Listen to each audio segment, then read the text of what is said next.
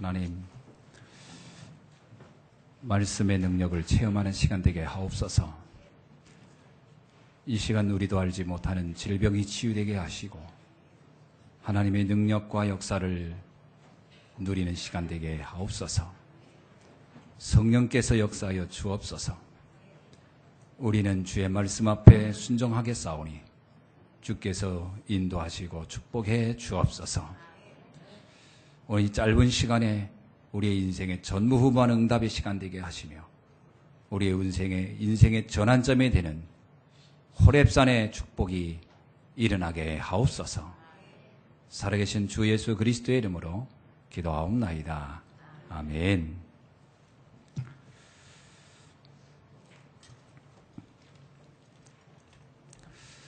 오늘 본문의 말씀을 보면은 20절에 평강의 하나님께서 속히 사단을 너희 발 아래서 상하게 하시리라, 이렇게 말씀해 주고 있습니다. 모든 인간은 창세기 3장 문제로부터 자유롭지 않다고 성경은 말하고 있어요. 그런데 이 문제를 해결하는 길은 딱 하나밖에 없습니다.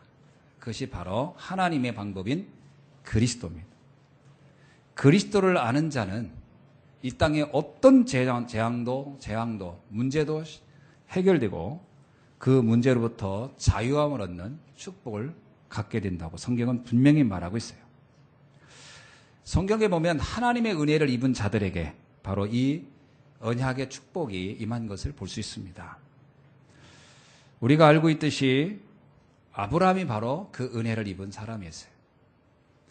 아브라함의 삶에는 많은 문제가 있었지만 어느 날 그가 하나님의 은혜를 입고 그가 여자의 후손이라는 비밀을 알고 난 후부터 그의 인생의 대전환이 시작됐습니다. 모세에게도 동일한 사건이 어느 날 임했어요. 모세는 자기가 알고 있는 대로 인생을 살아보려고 몸부림쳤지만 그 문제가 해결되지 않았어요. 그러던 어느 날 그에게 호렙산에서 피제사라는 언약을 알게 되게 됐습니다. 그 이후 그는 인생의 전환이 일어나기 시작합니다. 성경은 분명히 말하고 있는데 하나님의 은혜를 입어야만이 우리는 이 땅에서 최고의 축복자로 살 수 있다, 이렇게 말하고 있습니다. 그럼 하나님의 은혜를 어떻게 입어야 됩니까? 그것은 엄밀하게 말하면 하나님께서 영세전에 택한 자들은 그 영적 세계를 안다고 성경은 말하고 있어요. 요한복음 6장 44절은 이렇게 얘기합니다. 나를 보내신 아버지께서 일끄지 아니하면 아무도 내게 올 수가 없다. 우리가 구원받는 것은 우리의 의지의 결단이나 내 신념의 결단이 아니고 하나님이 믿도록 하고 우리를 구원해 주신 줄로 믿습니다. 그래서 에베소서 2장 8절에도 뭐냐고 하면 하나님께서 우리에게 은혜로 믿음에 이르게 하고 믿음으로 구원에 이르게 한다. 하나님이 은혜를 주시고 그 은혜의 결과가 믿음을 갖게 하고 그리고 우리가 구원을 얻는다라고 성경은 말하고 있어요. 우리가 이 그리스도가 믿어지는 것은 분명히 하나님의 영역이 아니면, 성령의 역사가 아니면 믿어질 수가 없습니다. 고린도전서 12장 3절에서도 성령으로 아니하고는 누구든지 예수를 주시라 할 자가 없다.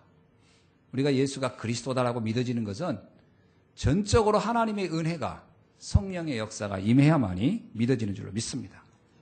그래서 예수님을 내가 구주로 영접한다, 이것도 굉장히 간단한 이야기 같지만 그 배후에는 하나님의 절대적인 주권과 응답이 있지 않고는 불가능한 얘기죠. 요한복음 1장 12절에 영접하는 자, 그의 이름을 믿는 자들에게는 하나님의 자녀가 되는 권세를 주셨다라고 합니다. 2000년 전에 예수가 오늘 나의 인생의 모든 문제의 답이라고 믿어지는 것은 전적인 하나님의 은혜가 아니면 믿어질 수가 없는 내용이지요. 그 예수가 그리스도로 믿어질 때부터 우리의 인생의 문제는 새로운 시작이 되는 줄로 믿습니다. 그래서 고린도후서 5장 17절에서 이렇게 말합니다. 누구든지 그리스도 안에 있는 자는 새로운 피조물이다. 정말 내가 예수가 그리스도라고 믿어지신다면 여러분은 이것을 확증하시기 바랍니다. 나는 새로운 피조물이구나. 나는 새로운 시작이 되겠구나. 오늘 이 시작이 시작되는 날이 되기를 주의 이름으로 축원합니다. 그래서 요한일서 5장 18절에서 이런 말씀이 있어요.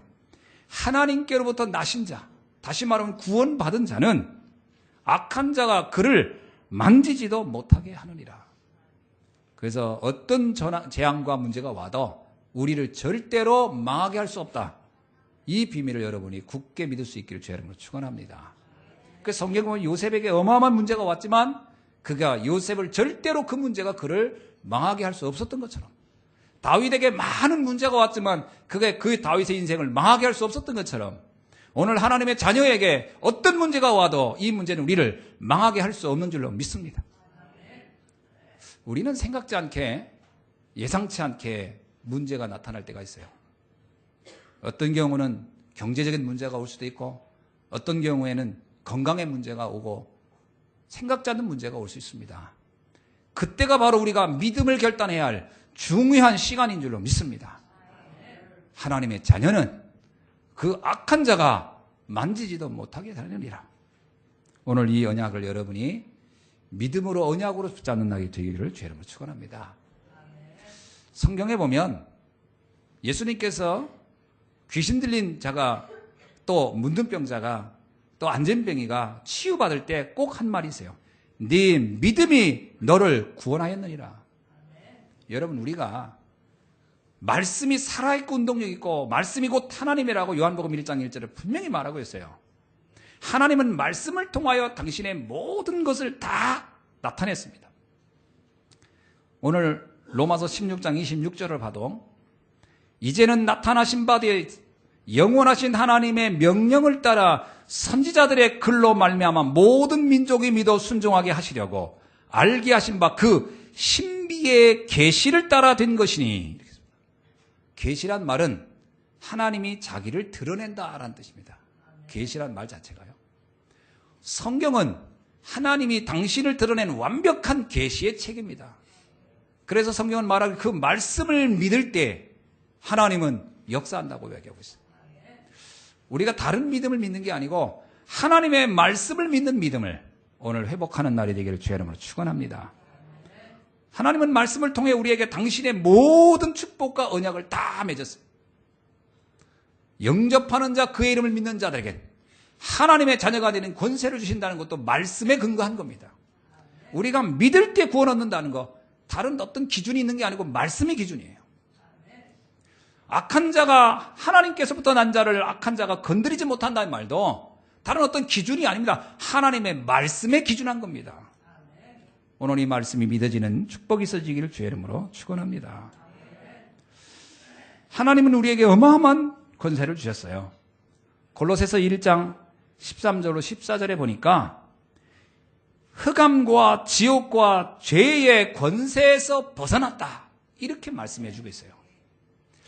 한번 우리 불러봅시다. 골로새서 1장 13절로 14절 봅시다. 그가 우리를 흑암의 권세에서 건져내사 그의 사랑의 아들의 나라로 옮기셨으니 그 아들 안에서 우리가 속량 곧 죄사함을 얻었느니라. 아멘. 주님은 우리의 모든 운명을 바꿔놓은 줄로 믿습니다. 이것을 여러분이 믿으셔야 돼요. 믿을 때부터 주의 말씀이 믿는 자 가운데에서 역사한다고 데살로니가전서에서 분명히 말하고 있어요. 믿을 때 역사합니다. 아무리 놀라운 말씀이 있어도 믿지 않으면 그 말씀은 나하고는 아무 상관이 없어요. 말씀을 사장시키느냐, 말씀을 역사케 하느냐 하는 것은 이제 나에게 달린 겁니다. 우리가 그 말씀을 믿을 때 하나님은 그때부터 역사하는 줄로 믿습니다. 마가복음 3장 15절에서도 귀신을 내어 쫓는 권능을 가지게 하려 함이라. 그렇습니다. 주님은 우리가 귀신도 내어 쫓는 권능도 가졌다고 말씀하고 있어요. 여러분이 이것을 믿을 때 여러분의 인생에 역사하는 모든 흑암은 결박되고 떠나가게 될 줄로 믿습니다. 누가복음 10장 19절에서 예수님이 말합니다. 내가 너희에게 뱀과 전갈을 밟으며 원수의 모든 능력을 제어할 권능을 주었으니 너희를 해할 자가 결코 없으리라. 여러분이 이 말씀을 믿고 이 말씀이 역사하는 것을 체험하기를 주의 이름으로 축원합니다. 우리가 자꾸 믿음이 없다 이런 말을 하는데요, 그것은 우리 안에 잘못 각인된 불신앙 때문에 그렇습니다. 하나님이 역사를 안 하는 게 아닙니다. 어떤 사람은 난 믿어도 하나님이 역사를 안 해요. 그래요. 아닙니다. 내가 믿었는데도 역사 안 하는 게 아니고 내가 사실은 잘못 믿고 있기 때문에 그래요. 정확한 말씀을 믿을 때 하나님은 반드시 역사하는 줄로 믿습니다. 그래서 오늘 우리는 이 언약을 완벽하게 붙잡아야 되는데 이 믿음을, 이 축복을 방해하는 존재가 있어요. 그게 바로 오늘 본문에서 우리가 함께 살펴보려는 겁니다. 이 본문을 보면 로마서 16장에는 37명의 전도자들이 이미 쫙 기록되어 있어요. 그런데 37명의 전도자가 기록된 중에 오늘 본문에서 좀 이 전체 흐름과 맞지 않는 이 글이 들어옵니다. 이게 바울이 제가 보기에는 제가 바울의 입장을 생각해 봤어요. 바울이 성경을 이렇게 마지막에 세계복음화를 위해서 로마복음화에서 수고했던 제자들의 이름을 쭉 기록하는 중에 왜 갑자기 이 본문을 넣었을까? 저는 바울이 이런 생각을 했을 것 같습니다. 이 엄청난 축복을 받은 이 제자들이 만약에 사단에게 속아서 불신앙을 갖는다면 어떻게 되겠나? 분명히 이 축복을 놓치게 될 거겠구나. 그래서 이 성경을 기록하는 중에 거의 말미에서 바울은 이 사단의 존재와 사단의 공격에 관한 부분을 기록함으로 우리로 하여금 다시 한번 경계심을 갖고 영적 승리를 끝까지 갈 수 있기를 요청하고 있다는 것을 볼 수 있습니다. 오늘 이 말씀을 통해서 우리의 사역이 끝까지 승리하는 응답을 받으시기를 주의 이름으로 축원합니다. 자, 사단은 성경을 보면 세 가지의 전략을 가지고 우리를 공격한다고 성경은 말하고 있어요. 그 첫 번째 전략이 뭐냐? 복음을 놓치게 한다 하는 겁니다. 여러분, 복음은 이 땅에 가장 가치 있는 것 중에 가장 가치 있는 겁니다. 복음은 영원전부터 영원까지의 인생에 답을 주는 게 복음입니다. 복음은 인생의 인간이 어디서 왔으면 어디로 가는지 답을 주는 게 복음입니다.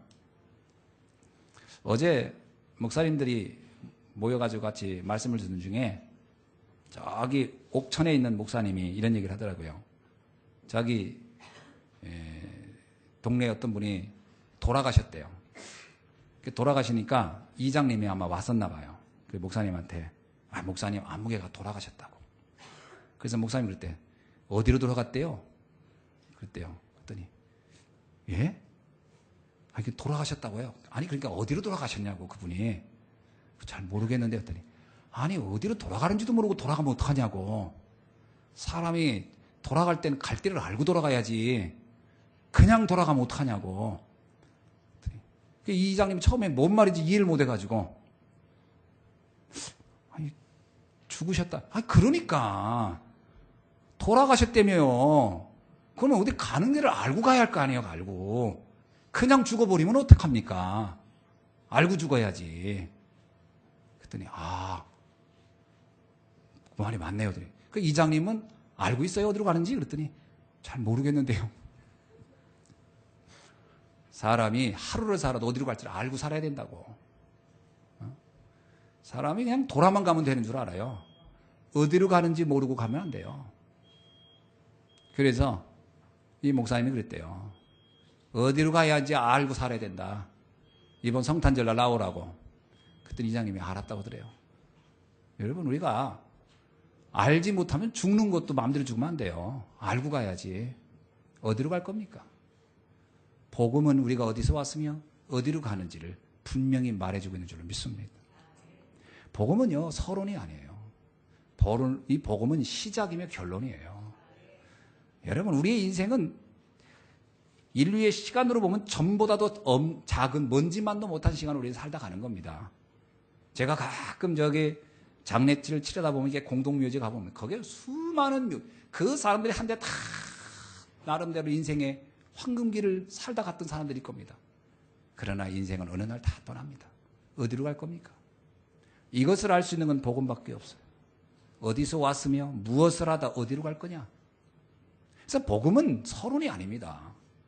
사람들은 복음을 알면 뭐 됐어 이제 다른 거 뭐 해야지. 아닙니다. 그 복음을 누리는 것이 전부입니다. 여러분 복음을 안다는 것은 우리의 모든 재앙과 운명과 시대를 바꾸는 축복이 그 안에 있는 줄로 믿습니다. 여러분, 복음이 얼마나 놀라운 것이냐. 제가 성경을 읽다가 굉장히 은혜를 받았어요. 모세의 지팡이가 복음을 상징하는 거구나. 제가 그걸 딱 느꼈어요. 또 읽다 보니까 다윗의 돌이 복음을 상징하는 거구나. 이게 복음이구나. 여러분 보세요. 노예 시대, 430년의 노예 시대. 그것을 바꾸는데 모세의 다른 게 필요하지 않았어요. 아무것도 다른 게 필요하지 않았어요. 하나님이 모세에게 내가 너를 쓰겠다. 이 흑암이라는 조직은 어마어마했어요. 애굽의 바로왕이 가지고 있는 권력, 그것은 엄청난 건데 그것을 바꾸는 길은 간단했어요. 모세가 들고 있는 지팡이 하나만으로도 홍해는 갈랐고 양의 피를 바를 때 이스라엘의 그 모든 저주와 재앙이 끝났어요. 여러분, 복음은 430년의 재앙도 한 번에 끝내낼 수 있는 것이고 시대가 덮고 있는 재앙도 해결할 수 있는 게 복음의 능력인 줄 믿습니다. 사람들이 그런 재앙을 해결하기 위해서 많은 노력을 하고 몸부림을 쳐야 되는 게 아니고요. 복음은 하나님의 능력이기 때문에 그건 아주 간단한 겁니다. 골리앗이 이스라엘을 점령했어요. 이스라엘의 군인들은 벌벌 떱니다. 너무 거대한 세력이 왔다고 보는 거죠. 그거를 해결하는 길은 다른 어떤 엄청난 무기가 아니었고 다윗이 잡고 있던 작은 돌멩이였어요. 저는 이걸 보면서 그래, 우리가 다른 어떤 것으로 이 땅의 재앙과 저주를 막는 게 아니고 하나님이 하시는 방법만 된다면, 하나님의 능력인 이 복음을 조금만 알 수 있다면 어떤 저주와 재앙도 막을 수 있겠구나. 여러분, 시대의 재앙을 막는 비밀이 복음 안에 있습니다. 개인의 가문을 타고 오는 저주를 막는 비밀이 복음 안에 있어요. 우리 인생의 모든 불행을 막는 길이 복음 안에 있음을 여러분이 다시 한번 확인하고 언약을 붙잡기를 주의 이름으로 축원합니다. 여러분, 네피림 시대를 알지 않습니까? 네피림 시대라고 하는 것은 하나님의 아들들이 사람의 딸들의 아름다움을 보고 이렇게 나와요. 그걸 보고 반한 거예요. 이 땅에 좋은 게 너무 많다는 거예요. 그게 착각입니다. 그때 하나님이 뭐라고 하냐면 망할 것이다. 이들은 다 망할 것이다. 다 죽게 될 것이다. 어떻게 죽게 되냐? 노아 홍수로 다 죽을 것이다. 그들은 어디로 돌아가는지도 모르고 다 살다 가는 걸 것이다 라는 거예요. 뭐라고 하냐면 방주 안으로 들어라. 이게 사는 길이다. 전 방주를 생각해 봤더니 그게 뭐 맨션입니까? 무슨 호텔입니까? 짐승하고 같이 있는 얼마나 지저분한 것이에요. 근데 하나님이 방법은 그것이 우리를 영원히 살게 하는 방법이다. 그리스도는 언뜻 보면 아주 초라해 보여요. 복음은 언뜻 보면 아주 보잘것없어 보여요. 그렇죠? 여러분, 애굽의 바로의 그 어마어마한 세력에 비해서 이스라엘 백성이 생각하고 있는 그 어린 양의 피, 모세의 지팡이, 다윗의 돌, 얼마나 우스운 겁니까? 그러나 하나님께 들려졌을 때 이 모든 시대의 재앙과 저주를 뒤집고도 남는 역사가 일어나는 줄 믿습니다. 저는요, 그래, 이거다. 이 방주 안에 들어가면 다 사는 거 아니냐. 성경에 뭐라고 얘기합니까? 창세기 6장 18절에 너와 너의 아들과 너의 아내와 너의 며느리가 살게 될 것이다. 방주 안에 들어가는 자는 다 사는 거예요. 방주란 말이 코페르란 나무에서 만들어진 거라고 하죠. 제가 우리 송도님 아들이 사업을 시작한다고 해서 회사 이름을 줘달라고 해서 제가 코페르 엔지니어링이라고 줘줬습니다. 그 코페르라는 이름을 그때 줘줬어요. 그게 그 나무가 1000년을 가도 안 썩는다더라고요. 그래서 내가 그 회사 이름을 코페르 엔지니어링이라고 이름을 붙여줬어요. 1000년이 가도 변하지 않는 회사가 되기를 바랍니다. 근데 아주 회사가 너무 잘 되고 있어서 감사하더라고요. 여러분, 하나님의 언약 속에 우리의 영원한 축복이 보장될 줄로 믿습니다. 바벨탑 시대 보세요. 사람들이 바벨탑을 쌓아가지고 성공을 하면 행복할 거라고 생각을 합니다. 그렇죠. 사람들은 막 뭔가를 이루어놓으면 성공하고 행복할 거라고 생각하는데 그 안에 누가 있었냐? 아브라함이 있었어요. 하나님은 아브라함에게 은혜를 입어서 이렇게 깨닫게 합니다. 이것이 허상이다. 이걸 따라가면 다 망할 것이다. 그래서 아브라함에게 말합니다. 여기를 떠나라. 아브라함에게 준 메시지가 떠나라는 겁니다. 어디로요? 갈대우르는 아브라함이 살았던 메소포타미아 문명의 발상지입니다. 거기는 어마어마한 문화가 있었던 것이고요. 거기에는 정말 세상이 좋아하는 건 다 있을 수 있는 곳이다. 그런데 하나님이 아브라함에게 말합니다. 이곳을 떠나라는 거예요. 어디로 떠나라고요? 저 척박한 땅 가나안으로 가라.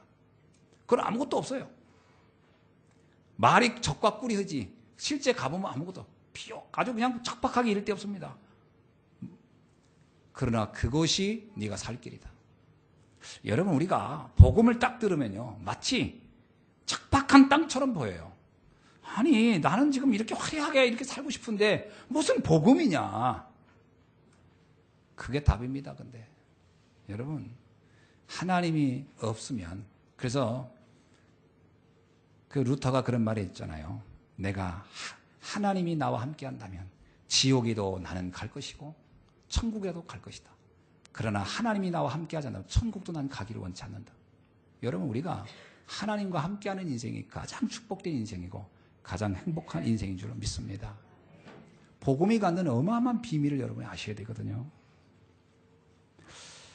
우상의 도시를 떠나는 순간부터 아브라함의 인생은 달라지기 시작합니다.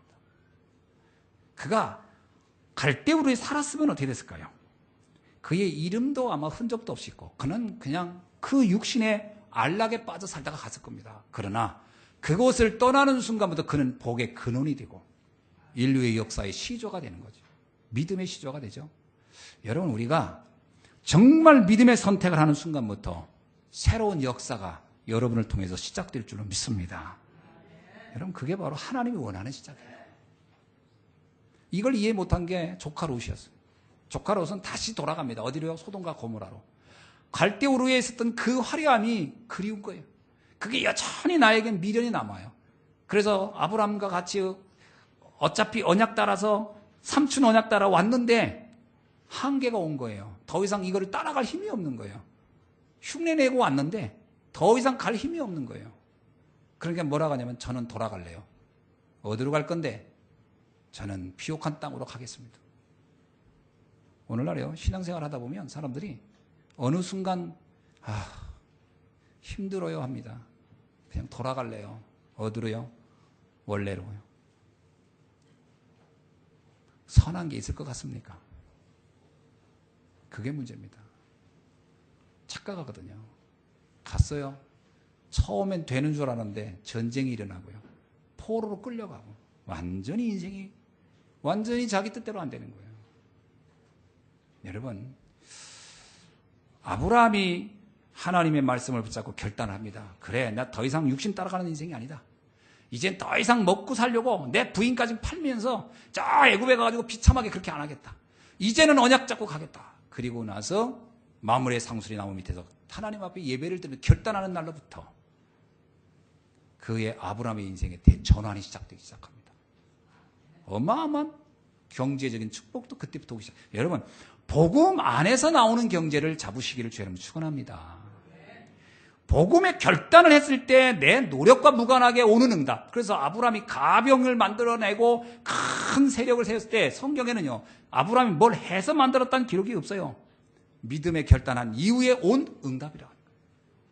여러분 응답은 어느 날 갑자기 오는 겁니다. 재앙도 어느 날 갑자기 오죠. 재앙도 어느 날 갑자기 오는 겁니다. 축복도 어느 날 갑자기 오는 거예요. 진짜 하나님만 바라보고 갈 때 오직 복음 붙잡고 가다 보면 진짜 상상할 수 없는 크고 비밀한 일을 너희가 알지 못하는 크고 비밀한 일을 내가 너희에게 보이리라. 그 응답을 받으셔야 할 줄 믿습니다. 저는 그게 와야 된다고 봐요. 여러분 내가 2개 노력해서 2개 얻고 3개 노력해서 3개 얻고 그거는 사실은 뭐 불신자도 타는 거 아닙니까? 그거 가지고는 세계복음만 못합니다. 그거 가지고는요 겨우 먹고 사는 거지요. 겨우 뭐 그거 가지고는 세계 굶주리지 않고 사는 거지 어떻게 세계복음 합니까? 세계복음 하려면 숨은 경제가 문이 열려야 됩니다. 그렇죠? 하나님의 축복 미래 경제가 열려야 돼요. 그거는 오직 복음할 때만 열리는 세계입니다. 사단이 그거를 자꾸 모르게 하는 거예요. 그 응답이 열리면 그 결과가 어마어마할 거니까, 그 영향력이 엄청날 거니까 사단은 그거를 모르게 자꾸 막습니다. 그래서 자꾸 우리는 보이는데 자꾸 속아요. 보이는 게 전부인 것처럼. 여기에 속지 않기를 주의 이름으로 축원합니다. 믿음의 결단 할 수 있기를 주의 이름으로 축원합니다. 여러분, 우리가 진짜 믿음을 갖고 있지 않습니까? 하나님이 살아계시잖아요.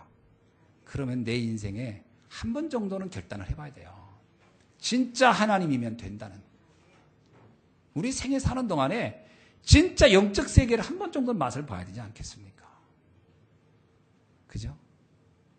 그 세계를 못 보면 불행한 거예요, 사실은. 우리의 인생이 얼마나 놀라운 축복 가운데 있는데요. 그러면 그 엄청난 축복의 10,000,000,000도 못 보고 가는 거예요. 하나님이 열어주는 세계. 아브라함이 갈대우를 떠날 때 자신이 이런 응답이 있으리라고 상상이나 했겠습니까? 그러나 결단하고 가니까 상상할 수 없는 세계가 열린 거예요. 오늘 여러분에게 그 세계가 열려지기를 주의 이름으로 축원합니다. 두 번째는요, 사단의 두 번째 전략은 기도를 놓치게 하는 거예요. 기도는 창조주와 관련되어 있는 겁니다. 하나님은 나의 아버지야. 여러분, 정말 영접하는 자, 그의 이름을 믿는 자들에겐 하나님의 자녀가 되는 권세를 주셨다는 말씀이 믿어지십니까? 그럼 하나님은 내 아버지잖아요. 그 아버지와 내가 연관되어 있어요. 그럼 하나님은 어떤 분인가? 창조주예요. 창조란 말이 뭔지 아시죠? 무에서 유를 만들어내는 분이란 말이에요. 그분이 나와 관련되어 있어요. 그게 기도입니다. 기도는 나의 한계를 뛰어넘는 것이고 하나님의 능력의 세계 속에 나를 집어넣는 겁니다. 하나님의 어마어마한 세계 속에 내가 들어가는 게 기도예요. 맞죠? 내 넋두리가 아닙니다. 독백도 아닙니다. 하나님이 살아계신 분의 그 능력 속에 내가 들어가는 게 기도예요.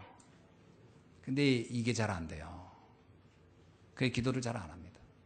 걱정만 하지 기도를 안 해요. 진짜 기도하면 새로운 지평이 열립니다.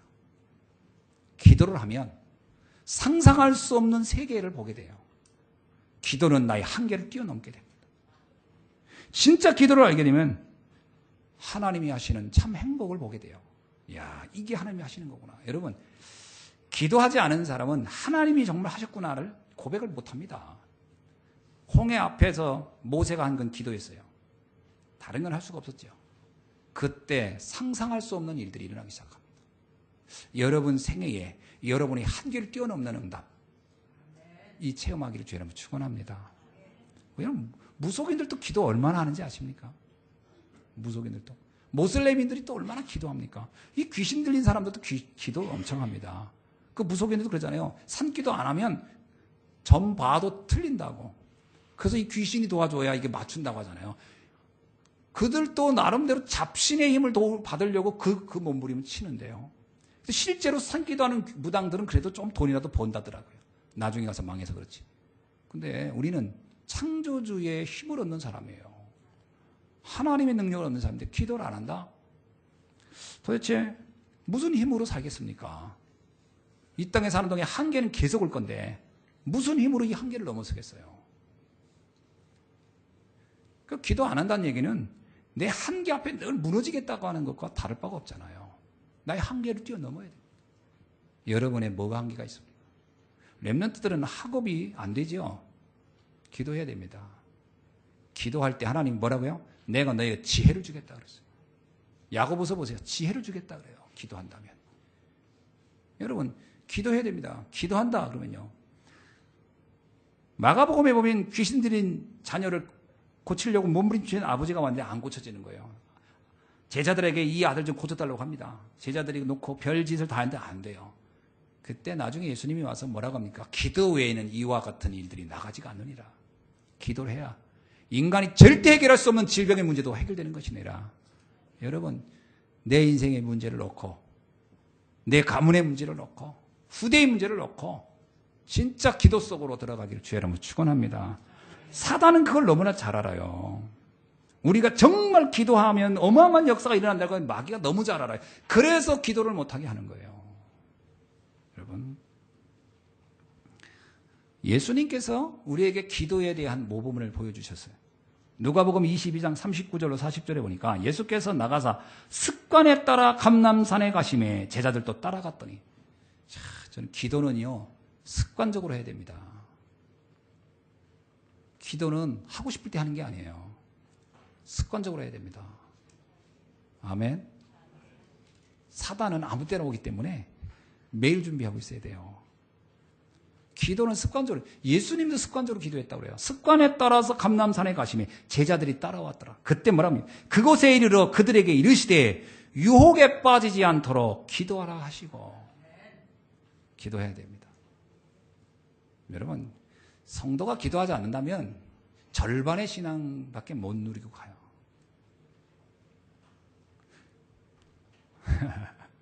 옆 사람한테 인사합시다. 진짜 기도의 맛을 봅시다. 여러분, 주님이 마태복음 7장 7절로 8절에서 이렇게 얘기했어요. 기도를 하는데 세 가지의 자세를 하라고 했어요. 구하라, 찾으라, 두드리라. 여러분, 구하라는 거예요. 진짜 하나님이 뭘 주시기를 원하는지 구하라는 거예요. 여러분, 구할 게 없습니까? 구하라는 거예요. 두 번째요, 찾으라는 거예요. 어떻게 찾는가? 하나님의 뜻이 뭔지를. 하나님이 정말 원하는 게 뭔지를 찾아야 돼요. 가만히 있는데 하나님이 여기 있다 이러지 않고요. 여러분 찾아야 됩니다. 찾으라는 거예요. 기도의 자세예요. 구하고 찾으래요. 그리고 마지막에요, 두드리래요. 도전해야 됩니다. 결단해야 됩니다. 하나님은 우리 보고 기도 그렇게 하라는 거예요. 구하고 찾고 두드리래요. 그러면 어떻게 한다고요? 구하면 구해질 것이고 찾으면 찾아질 것이고 두드리면 열릴 거라는 거예요. 이 비밀을 여러분의 신앙생활에 꼭 적용할 수 있기를 주의 이름으로 축원합니다. 근데 문제는 이 기도가 잘 안 된다는 거예요. 왜 안 될까요? 안 되는 이유는 황폐해서 그래요. 내 영적 상태가 황폐해서 기도가 안 돼요. 황폐하다는 얘기는 뭐냐면 나의 뿌리 각인 체질이 불신앙으로, 상처로, 비교의식으로 그리고 자꾸 육신의 것만 보이는 거예요. 세상의 것만 보이는 거예요. 하나님이 하실 거라는 게 믿음이 안 생기는 거예요. 그게에서 오는 문제예요. 황폐하면 기도가 안 돼요. 진짜 하나님이 하신 걸 믿으셔야 됩니다.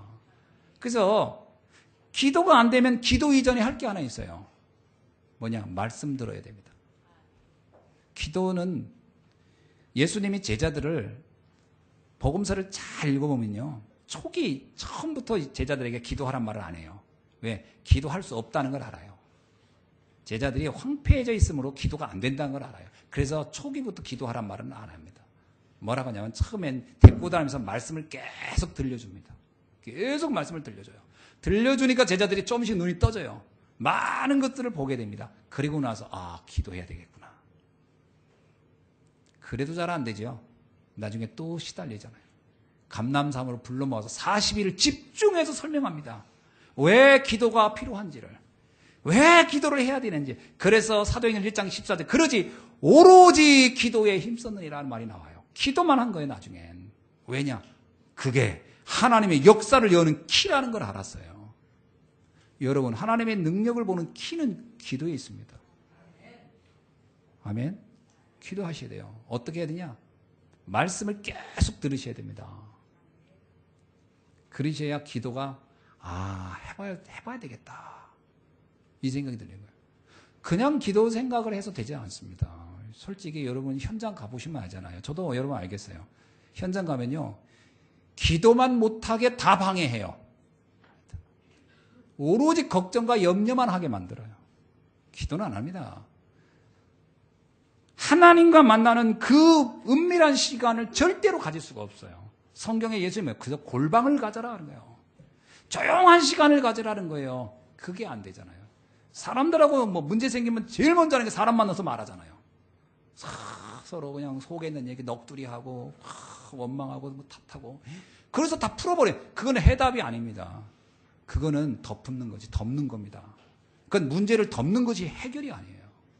하나님 앞에 나가야 문제가 해결됩니다. 하나님 앞에 나가야 문제 해결되지, 사람 붙잡고 얘기하면요, 그건 안 하면 못한 거예요. 나중에 괜히 그런 얘기 했다가 돌아서면서 뒷골이 땡깁니다. 그런 얘기 해도 아유 괜히 할 얘기 했네. 안 해야 얘기. 사람 만나면 내 문제 답 절대 안 나옵니다. 하나님 앞에 기도하셔야 됩니다. 아멘.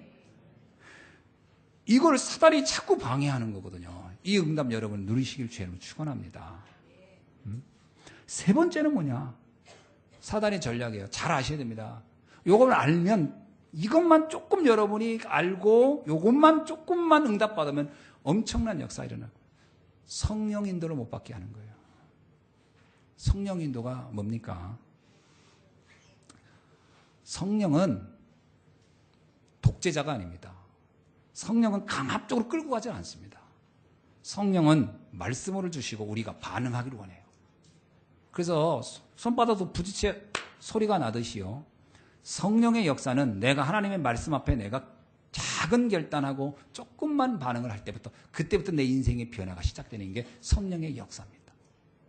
여러분, 그런데 성령의 역사를 받는 최고의 방법이 뭐냐? 우선순위를 정하는 겁니다. 거의 우선순위가 틀려 있어요. 대부분 나 필요에 따라서 합니다. 나의 필요 아닙니다. 우선순위는 뭐냐면 다급하고 시급한 것부터 해야 됩니까? 중요한 것부터 해야 됩니까? 뭐부터 합니까, 여러분? 시급한 것과 중요한 것 중에 뭐부터 합니까?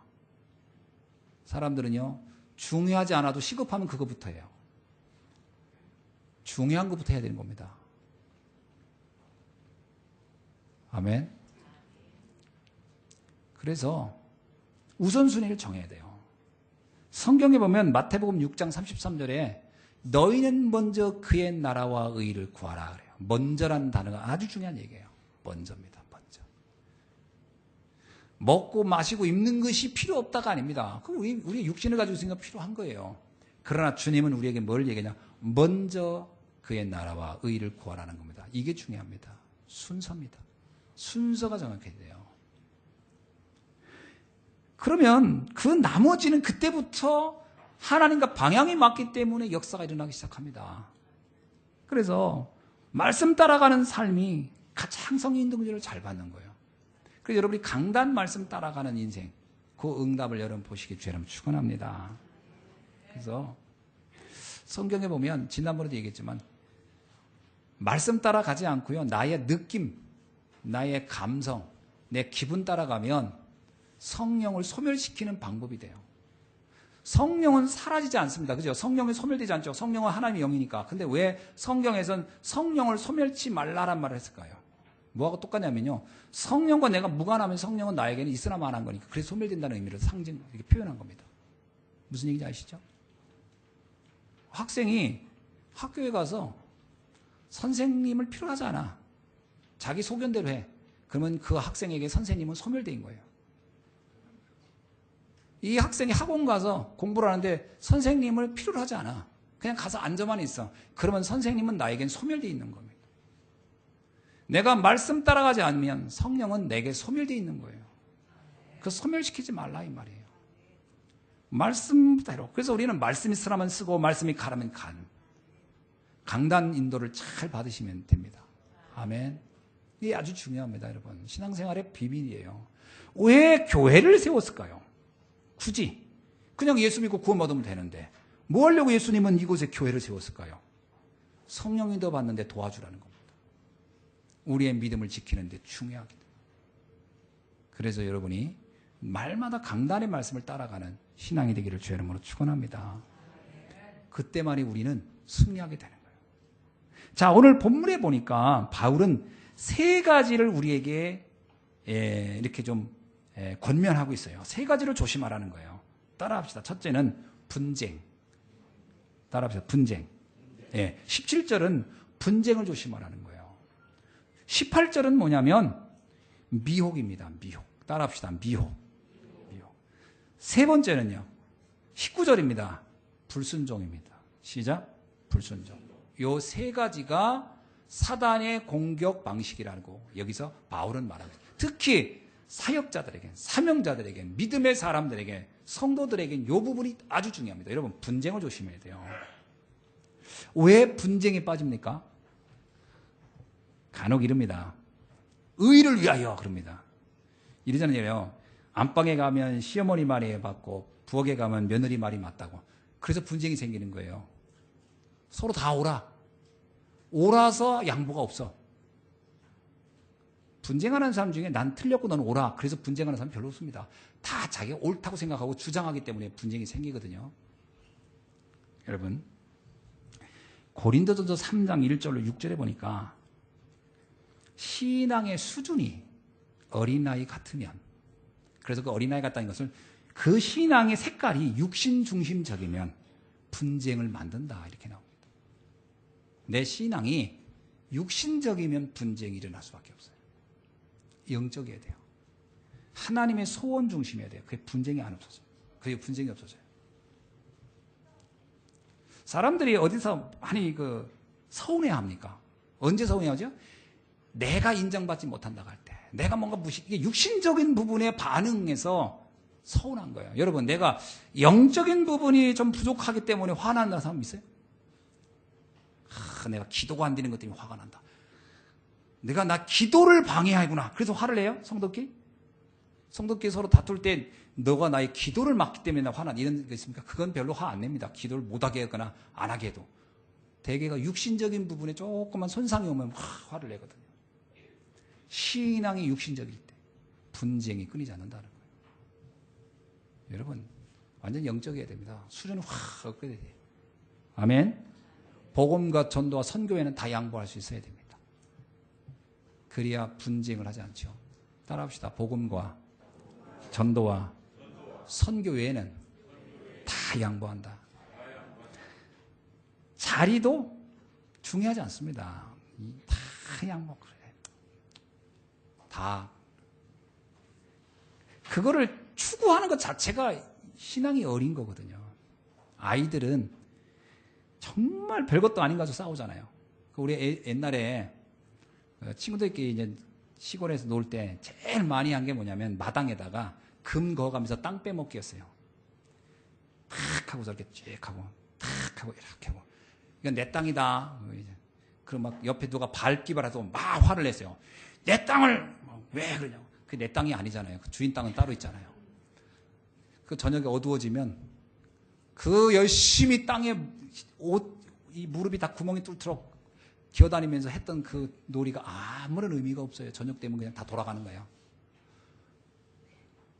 우리가요, 이 땅에 사는 동안에 어린아이들이 그 수준처럼 그건 나중에 어두워지고 내가 주님 부를 때 뭐 아무것도 아닌 건데 내가 뭘 이걸 가지고 이렇게 몸부림치고 살아날 그런 것들인데. 그러니까 솔로몬이 말하잖아요. 바람을 잡는 것 같은, 모래를 잡는 것 같은 걸 놓고 그렇게 인생을 허비하다 가냐. 그런 게 분쟁이 나오는 거예요. 영적인 세계로 눈을 확 뜨기를 주의 이름으로 축원합니다. 여러분, 이게요, 체질입니다. 체질. 육신적인 체질. 요즘 계속 나오는 메시지죠. 체질. 체질이 육신적이면 분쟁을 하게 돼 있어요. 여러분, 그래서 맞는 말을 해도 사람에게 분쟁하는 사람들 얘기 들어보면 다 맞는 말이에요. 자기들끼리. 이 사람 얘기 들으면 이 사람 말이 맞고 저 사람은 저 말. 다 맞는 말을 해도요, 그게 분쟁을 하고 있다면 다 틀리는 거예요. 뭘 주장할 게 있겠습니까? 그렇죠? 주장할 게 별로 없어요. 양보하면 되는 겁니다. 여러분, 이런 일로 인해서 정말 중요한 응답을 놓치면 안 된다는 거예요. 그게 오늘 주는 교훈입니다. 양보하라. 여러분, 그 뭐라고 얘기합니까? 17절에 분쟁을 일으키는 사람이 있거든 그를 떠나라. 떠나는 거야. 어울리지 않는 게 지혜로운 겁니다. 사람을 만나는데 자꾸 뭔가 갈등하게 하고 누군가를 미워하게 하고 뭔가를 오해하게 하고 뭔가 자꾸 이렇게 말하는 게 하나같이 뭔가 불편하게 그러면요, 빨리 그 사람을 멀리하는 게 좋습니다. 내 영적으로 아무런 도움이 안 된다. 분쟁을 피하기를 주님은 축원합니다. 두 번째 뭐라고 하죠? 18절에 말로 미혹한다는 거예요. 이 사람들이 말로 미혹하는데 특징이 있어요. 교활한 말, 교활한 말이란 말은 그럴듯한 말이란 얘기죠. 아첨하는 말, 비유 맞춰주는 겁니다. 그래서 순진한 자들을 미혹해 한다는 거예요. 그런데 이 특징이 있습니다. 그 본질이 하나님을 섬기지 않는 사람이라는 거예요. 뭐라고 나오죠? 그리스도를 섬기지 아니하고 뭐만 섬긴다? 자기의 배만 섬긴다. 여기서 배는 육신적인 우리 이 배를 말하는 겁니다. 먹는 배. 육신의 이익만을 추구하는 사람. 육신의 이익만을 추구하는 사람은 어떠냐? 그가 아무리 그럴듯한 말을 해도 그건 사람을 미혹하는 거라는 거예요. 그가 하나님을 섬겨야 되는 거예요. 여러분, 말을 좀 어눌하게 해도 하나님을 섬기는 사람과 자기를, 그러니까 이게 굉장히 이게 중요합니다. 이익을 추구하는 사람은 실상은요, 말은 복음, 전도, 선교를 막 하지만 실상 자기 이익을, 모든 앞서 이익을 생깁니다. 그래서 이런 경우는 헌신, 헌금이란 말을 들으면 일단 부담이 돼요. 왜? 하나님 중심이 아니고 무신 중심이고 나 중심이기 때문에 왜 이런 분들이 시험 드냐면요. 이게 관심이 오로지 이게 배에 있거든. 내 이익에 있거든. 하나님을 위해서 하나님이 그 거룩한 계획을 위해서 뭘 하겠다. 별로 관심이 없어요. 그러니까 그런 얘기 들으면 부담스러워요. 빨리 이 부분이 갱신해야 됩니다. 우리도 모르게 그럴 수 있거든요. 뭔지 모르게 막 이렇게 여러분 물론 헌금을 할 때 아깝지만 하는 겁니다. 제가 전에 얘기했죠. 하나님 앞에 우리는 적선하는 게 아니에요. 아깝지만 하는 겁니다. 그죠? 우리 자녀를 사랑하면 버려도 되는 걸 주는 게 아니라 아까운 걸 주는 거예요. 그죠? 그래서 귀한 돈 사서 주잖아요. 하나님 앞에도 귀한 걸 드리는 겁니다. 그래서 옥합을 깨라 그러잖아요. 옥합을 깨라. 너의 옥합을 깨서. 예수님 발, 내가 이 옥합을 깨서 탁 부은 마리아 이야기가 나오잖아요. 옥합을 깨는 심정이죠. 그게 헌신하는 사람의 마음이죠. 그 얘기는 뭐예요? 내가 하나님을 섬기는 사람이라는 고백입니다. 그래서 헌금은 돈 얘기가 아니에요. 헌금은 돈 얘기가 아니고 나의 섬김의 중심에 대한 이야기입니다. 내 중심이 어디 있느냐 얘기예요. 그래서 이런 부분이 중직자들도 성도들도 또 이 사명자들도요. 묘하게 말은 전도 선교를 하는데 헌신에 있어서는 이런 부분에서 시험이 될 수 있다고 이런 부분에서 잘 결단을 못한단 말이에요. 이런 부분이 사단의 통로가 된다는 거예요. 제가 생각을 해보면 진짜 이게 헌신을 하면 시험도 안 듭니다. 웬만해서. 원래 시험 드는 분들은 헌신 별로 안 하다 시험 들어요. 제가 지금까지 관례로 보면 헌금 때문에 시험 들었어야 하는 분 중에 헌금한 사람 별로 없더라고요. 진짜 헌금하는 사람은 헌금 때문에 시험 안 들어요. 왜? 자기가 마음을 이미 드렸기 때문에. 드렸기 때문에 그게 바로 걸리지가 않아요. 근데 헌금을 할까 말까 안 하고 싶은데 그러면 이제 걸려요. 헌금하란 말하고. 근데 또 하고 걸리는 것도 아니고 안 하고 걸려요. 대부분 그렇습니다. 그 왜 그러냐면 중심이 이동이 안 돼서예요. 중심 이동부터 해야 된 거거든요. 자, 그게 오늘 우리에게 미혹한다는 거예요. 그게 괜히 그럴듯하지요. 우리는 복음이면 돼. 아닙니다. 복음이면 되는 게 아니라 하나님의 필요 따라 하는 겁니다. 이 시대를 놓고 하나님이 교회를 세웠고 이 시대를 놓고 우리에게 헌신하라고 하는 거예요. 그 옥합을 깨는 것을 가룟 유다가 이해를 못했잖아요. 왜 깨냐고. 저거 가지고 더 가치 있고 예수님이 더 가치 있는 건 없다. 나를 위해서 하는 것이 가치 있는 거다. 예수님이 그러잖아요. 그걸 가지고 어려운 사람 도와주면 안 되겠습니까? 뭐 그런데 그거 아니다. 나를 위해서 하는 것이 가치 있는 것이다. 복음을 위하여 헌신하는 것입니다. 그게 최고 가치 있는 거예요. 우리가 자꾸 이런 부분이 자꾸 미혹당하거든요. 저는요 뭔가 사회적으로 뭔가 의미 있는 일을 할래요. 그거 안 하셔도 됩니다. 복음을 위해서 하시기 바랍니다. 그건 국가가 알아서 할 거예요. 우리 세금 낸 거 가지고. 복음을 위해서 해야 돼요. 왜냐? 국가는 복음을 위해서는 안 할 거니까. 그렇죠? 그걸 하셔야 됩니다. 세 번째가 뭐냐? 19절입니다. 순종을 못하게 한다는 겁니다. 왜 순종이 안 될까? 예를 들어서 난 말씀이나 뭐 이렇게 지시를 하면 순종하기가 불편합니다라는 분이 있을 거예요. 이유가 딱 간단해요. 내 성격이 나빠서가 아닙니다. 그럼 내가 교만해서가 아닙니다.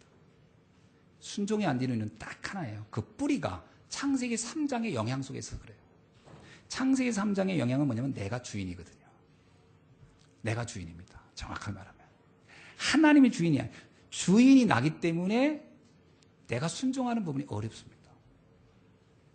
그 얘기를 하고 있다. 왜 내 여기에 기록했냐면 이 얘기를 기록한 이유는 오늘날 많은 제자들이 이 성도들이 말씀의 순종 부분을 잘 보라는 뜻으로 얘기하고 있습니다. 이거는 갈렙 같은 사람을 보면 참 이해가 쉬워요. 갈렙은 인간적으로 보면 순종하기가 참 어려운 사람이었어요. 왜냐? 그가 여호수아한테 순종한다는 게 쉽지 않았습니다. 같은 레벨이었고 다 같이 보았어요. 근데 갈렙이 철저하게 여호수아를 섬깁니다. 왜 가능했죠? 하나님의 뜻을 우선시했기 때문에 그렇습니다. 하나님이 원하는 것을 먼저 한 거예요. 내가 아니고요. 오늘 우리가 하나님의 뜻을 정확히 보면 순종하는 것이 가장 행복하다는 걸 알게 됩니다. 저는 복음을 위해서 저도 순종을 하죠. 저도 본부에서 요청이 옵니다. 어디를 가라, 뭘 해라. 어떤 경우는 우리 형편이 참 어려울 때도 있고 어려운데 그래, 나를 필요로 하는구나 라고 하면요 너무 행복한 것 같아요. 아, 나를 필요로 하는구나. 여러분, 누군가가 나에게 요청을 한다는 건 행복한 겁니다. 아멘이죠? 어느 날 제가 얘기했잖아요. 메뚜기도 무거울 날이 올 거라고요. 아무도 나한테 요청하지 않을 날도 와요. 당신은 필요하지 않습니다. 제가 그 민방위 끝나니까 되게 서운하더라고. 예비군 훈련할 때는 연락이 와요. 예비군 훈련하라고 하면 아, 나도 국가로 해서 뭔가를 할 때가 하는구나. 그다음에 예비군 훈련 끝나니까 민방위 훈련 오라더라고. 그래서 민방위 훈련 갔더니 뭐 하는 것도 없어. 그래도 나도 나중에 나라가 재난에 꺼지면 나도 할 일이 있구나. 그러니까 언제부터 연락이 안 와. 나라가 어려워도 당신이 필요하지 않다는 거지. 이미 그 나이가 됐다는 거예요. 그러니까 서운하더라고. 아, 내가 민방위에도 부름을 못 받을 정도로 이제 나이가 먹었구나. 좀 서운하네. 이 생각 들더라고요. 여러분, 누군가가 나를 필요로 할 때가 가장 행복할 때입니다. 맞죠? 교회가 나를 필요로 한다? 하나님이 나를 필요로 한다? 그때가 행복할 때예요. 하나님이 나를 필요로 하지 않는다는 것은 슬픈 일이잖아요. 교회가 나를 필요로 하지 않는다는 슬픈 일이잖아요. 그래서 순종은 행복한 겁니다. 아멘. 그리고 이 시기가 오래 안 해요. 오랫동안 하는 게 아니고요. 기간이 정해져 있어요. 주를 위해서 헌신할 기간은 다 정해져 있어요. 다 때가 있어요. 전도서에 보니까 웃을 때가 있고 울을 때가 있고 죽을 때가 있고 뭐 노를 때가 있고 다 때가 있듯이 때가 있습니다. 아무 때나 하라는 게 아니에요. 공부도 그렇잖아요. 저는 솔직히 70 먹은 드신 분이 대학 간다고 공부하면 글쎄 그분이 나는 저 70 드셔가지고 대학 가서 뭐 할까? 자기 상처 가지고 그냥 그거 해결되는 거 하는데 뭐 필요한 거지는 않죠. 내가 볼 때 그 많은 돈을 그렇게 필요할까 싶어요. 물론 뭐 끝까지 공부하는 건 끝이 없다니까 뭐 거기에 대해서 뭐라고 하지만 필요성을 보면 별로 필요 없는 겁니다. 왜냐하면 시기가 있는 거예요. 다 공부하는 시기가 있고 돈 버는 시기가 있고 시기가 있잖아요. 우리가 주를 위해서 헌신할 시기도 정해져 있다. 잊지 않기를 주의 이름으로 축원합니다. 그래서 이 부분을 얘기한 거예요. 자, 그러면서 20절에 굉장히 중요한 말씀을 해요. 뭐라고죠? 평강의 하나님께서 속히 사단을 너희 발 아래서 상하게 하시리라. 요 세 가지를 속지 않으면 사단을 결박할 수 있다는 거예요. 어떻게요? 아주 빠르게. 오늘 여러분 분쟁에 빠지지 않으시고 미혹에 빠지지 마시고 불순종하지 않는다면 사단을 발 아래 꿇는 승리하는 여러분 될 줄로 믿습니다. 자, 그래서 오늘 말씀을 정리하면요. 지금부터 영적으로 무장해야 됩니다. 어떻게 무장합니까? 무장을 다른 게 아닙니다. 날마다 복음과 말씀과 기도로 충만해야 돼요. 그게 삼오늘이라는 얘기입니다. 오늘 말씀, 오늘 기도, 오늘 전도 속에 있어야 돼요. 여러분, 어제까지 은혜 충만했어도 오늘 시험 들어보면 의미가 없어요. 그렇죠? 어제까지는 어마어마한 일을 했는데 오늘 내가 무너져버리는 의미가 없다니까요. 오늘 응답받아야 됩니다. 그 성령 충만이라는 단어를 쓸 때 가장 좋은 단어 중에 하나를 제가 늘 쓰는 영어가 뭐냐면 지금이라는 겁니다. 지금 성령 충만해야 된다. 지금 행복해야 된다. 지금 하나님의 은혜 속에, 지금 하나님의 부름 속에 순종해야 된다. 지금입니다. 지금. 우리의 신앙생활은 늘 현재 중심이어야 돼요. 지난 날은 끝난 겁니다. 그리스도 안에서. 미래 보장됐습니다. 그러면 지금입니다. 그래서 오늘 매일 삶 속에서 승리하는 여러분 되기를 주의 이름으로 축원합니다. 기도하겠습니다. 하나님 감사합니다. 오늘 주신 말씀 붙잡고 오늘 사랑하는 모든 성도님들이 최고의 승리하는, 날마다 승리하는 축복의 삶을 살게 하옵소서. 예수 그리스도의 이름으로 기도하옵나이다. 아멘.